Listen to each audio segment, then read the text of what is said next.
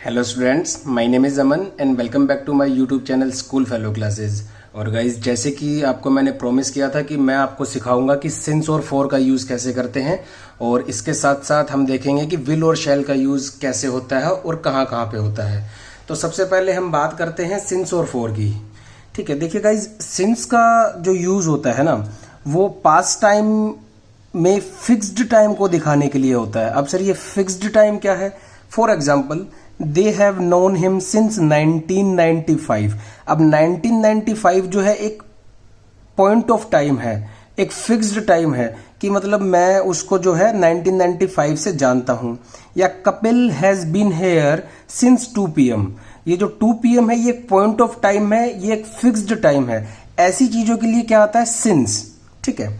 और फोर का क्या यूज होता है? फोर होता है पीरियड ऑफ टाइम के लिए। जैसे आप लोगों के लेक्चर्स जो होते हैं स्कूल के अंदर, उनको हम पीरियड भी बोलते हैं। कहीं पर वो 40 मिनट्स के होते हैं, कहीं वो 1 आवर्स के होते हैं। हमारा जब कॉलेज था तो वहाँ 50 मिनट्स के लेक्चर हुआ करते थे।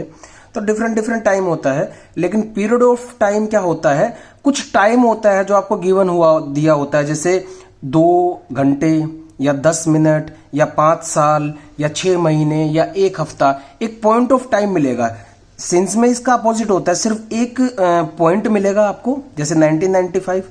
अब 1995 में जो था उसके साथ आपने सिंस लगा दिया। लेकिन फोर में क्या होता है? एक पीरियड ऑफ टाइम होता है, एक अमाउंट ऑफ टाइम होता है कि मैं उसको 3 साल से जानता हूं, और एक मैं आपको कहूं कि मैं उसको 1995 से जानता हूं, और एक मैं कहूं कि मैं उसको 15 साल से जानता हूं। तो 1995 जो है एक फिक्स्ड टाइम है, इसके साथ हम सिंस यूज करते हैं। और फोर जो है वो पीरियड ऑफ टाइम होता है, जो अभी मैंने आपको बताया कि पीरियड क्या होता है? टाइम की ड्यूरेशन होती है। वो 2 मिनट भी हो सकती है, 2 घंटे भी, 2 साल भी, या 5000 साल भी। कोई एक ड्यूरेशन होगा तो आप समझ पा रहे होंगे। For example, they have been hungry for 2 hours. जैसा मैंने अभी आपको बताया, 2 आवर्स क्या है? एक पीरियड ऑफ टाइम है, 2 घंटे। तो 4 आ गया इसके साथ। He has had cold for 2 weeks. उसको 2 हफ्तों से क्या है? सर्दी और जुकाम है। तो इस तरीके के जो वर्ड्स हैं, जैसे 2 हफ्ते मैंने आपको बताया ना, तो यहां पर क्या आ जाता है? 4 आ जाता है। एक बार मैं फिर से बता दूं, सिंस जो है फिक्स्ड टाइम के लिए आता है, या आप यूं कह लीजिए पॉइंट ऑफ टाइम के लिए आता है, और 4 जो है वो पीरियड ऑफ टाइम के लिए आता है। आई होप कि आपको क्लियर हो गया होगा। तो ये तो आपकी बुक में ही था, बड़ा ईजी था। और इसके अलावा विल और शैल का थोड़ा सा कंफ्यूजिंग रहता है। कंफ्यूजिंग तो नहीं रहता है, बेसिकली थोड़ा सा क्या रहता है, देखिए, विल और शैल का मीनिंग सेम होता है। विल का और शैल का दोनों का ही सेम मीनिंग होता है। शैल को जो है विल के तौर पे भी हम यूज कर सकते हैं, और विल को हम शैल के तौर पे भी यूज कर सकते हैं। इनका मीनिंग चेंज नहीं होगा। ठीक है। और ये फ्यूचर टेंस में यूज होते हैं, ये आपको पता भी होगा। और अगर आपने टेंसेस वाली वीडियो अच्छे से करी है तो आपको ऑब्वियस सी बात है और भी अच्छे से पता होगा। लेकिन क्या होता है कभी कभी कि कुछ ऐसे सेंटेंसेस हैं जहां पर शैल का यूज होता है। अब वो सेंटेंसेस कौन से हैं? देखिए, यहां पर क्या होता है, सेंटेंस के हिसाब से विल या शैल डिसाइड होता है, ना कि सब्जेक्ट के हिसाब से। अभी तक हम क्या करते थे कि जो वर्ब की फॉर्म आती थी या हेल्पिंग वर्ब आती थी, वो कैसे आती थी? सब्जेक्ट के अकॉर्डिंग आती थी। लेकिन विल और शैल में ऐसा नहीं होता। 99% केसेस में तो हम विल का यूज ही करते हैं, और सिर्फ 1% ऐसा चांस है कि हम शैल का यूज करते हैं। और वैसे भी जब बहुत ही हाई लेवल का पेपर होता है, तभी विल शैल को चेक किया जाता है। अदरवाइज विल का ही यूज करके उसको ठीक मान लिया जाता है। बट फिर भी आपको मैं सिखा देता हूं, आपकी मर्जी है, आप यूज करना चाहे तो। देखिए गाइज, विल का तो आपको पता ही है कि 99% केसेस में विल का यूज होता है। शैल का यूज कहां कहां पे होता है? सबसे पहले अगर मैं बात करूं, शैल का यूज होता है सजेशंस दिखाने के लिए। सजेशंस हो या ऑफर्स हो, और वो भी कैसे? इंटरोगेटिव फॉर्म के अंदर। अगर कोई सिंपल सजेशन मैं दे रहा हूं आपको, तो उसके साथ मैं विल यूज करूंगा। लेकिन अगर वो क्वेश्चन की फॉर्म में है, कोई सजेशन या कोई ऑफर है, तो वहां पर मैं शैल का यूज करूंगा। फॉर एग्जाम्पल, सजेशन क्या हो सकता है? Shall we have something to eat. Shall we have something to eat, ये एक सजेशन है, और ये क्वेश्चन की फॉर्म में है, तो यहां पर क्या आ गया? शैल आ गया। अगर कोई ऑफर मैं आपको दूं और वो भी इंटरोगेटिव की फॉर्म में है, तो जैसे शैल आई मेक सम लंच, या shall I make some dinner, या shall I make some tea, shall I give you some water to drink. तो एक ये ऑफर है जो कि किसकी फॉर्म में है, क्वेश्चन की फॉर्म में है।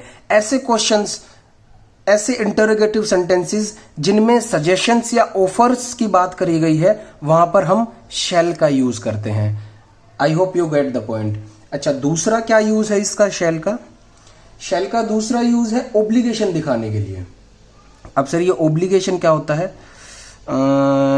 अगर मैं इसको समझाने की कोशिश करूं तो ओब्लिगेशन कोई ऐसी चीज होती है जो आपको करनी ही पड़ेगी। सपोज कीजिए कि एग्जाम्पल देता हूं मैं आपको। द अक्यूज्ड, अक्यूज्ड कौन होता है? जिसके ऊपर कोई केस चल रहा होता है। The accused shall appear in the court, मतलब अक्यूज्ड जो है उस जिसके ऊपर केस चल रहा है उसको कोर्ट में पेश होना पड़ेगा, ये उसकी एक ओब्लिगेशन है। समझ रहे हैं आप? Shall appear in the court tomorrow, in the court tomorrow या बाय मंडे या जो भी है। बेसिकली बात क्या कहना चाह रहा हूं मैं कि ओब्लिगेशन अगर यूज हो रही है तो ओब्लिगेशन जहां पर यूज होती है वहां पर विल की जगह फिर शैल का यूज हम करते हैं। ठीक है गाइज। और चलिए एक एग्जांपल और दे देता हूं। एप्लीकेंट्स, एप्लीकेंट्स कौन है? जैसे सपोज कीजिए आप जॉब सर्च कर रहे हैं और जॉब के लिए आप जा रहे हैं, तो आप क्या है, एक एप्लीकेंट हैं जिसने जॉब की एप्लीकेशन को फिल किया है। Applicants shall provide evidence for their qualifications. जो भी, जैसे मैं जाता हूं कहीं पे जॉब करने के लिए और मैं ये बोलता हूं कि सर मैंने एमबीए करी हुई है, तो वो मेरे को बोल दे, जो इंटरव्यूअर है मेरा, वो मेरे को बोलेगा applicants shall provide evidence for their qualification, यानी कि एविडेंस होता है DENCE, सबूत, कि एविडेंस देना पड़ेगा। एक ये ओब्लिगेशन है, देना ही पड़ेगा आपको, कोई आप इसमें नानुकुर नहीं कर सकते। तो ऐसी चीजें को हम क्या बोलते हैं, ओब्लिगेशन बोल देते हैं। तो ऐसी चीजों में भी शैल का यूज होता है। आई होप कि आपको क्लियर हो गया होगा। और वैसे तो इसके 3-4 और भी यूज हैं, लेकिन एक ही मैं आपको और बताऊंगा, टू मेक अ प्रॉमिस। कई बार जब हम प्रॉमिस करते हैं तो भी हम शैल का यूज करते हैं। ये जरूरी नहीं है कि इंटरोगेटिव फॉर्म में हो, ऑब्लिगेशन का भी इंटरोगेटिव फॉर्म में होना जरूरी नहीं है और प्रॉमिस का भी इंटरोगेटिव फॉर्म में होना जरूरी नहीं है। लेकिन अगर हम बात करते हैं सजेशंस या ऑफर्स की, और अगर हमको शैल यहाँ पे यूज करना है, तो वो जो सेंटेंस है वो इंटरोगेटिव फॉर्म में होना चाहिए। To make a promise, promise के लिए हम कैसे यूज कर सकते हैं? I shall never